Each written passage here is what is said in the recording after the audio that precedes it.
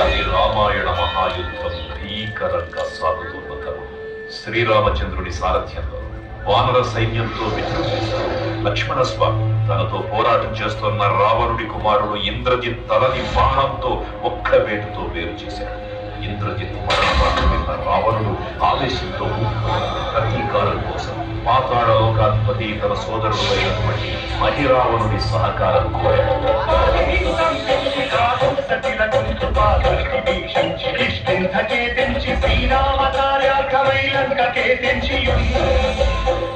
ఆ జీవి మకర ధ్వజుడు అనే తన పుత్రుడు మహాసముద్రాన్ని దాటుతుందని నీటిలో పడ్డను వేదవిందు ఒక మొసలి గ్రహించడం వల్ల జన్మించాడని తెలుసుకుని ఆశ్చర్యపోతాడు హనుమంతుడు.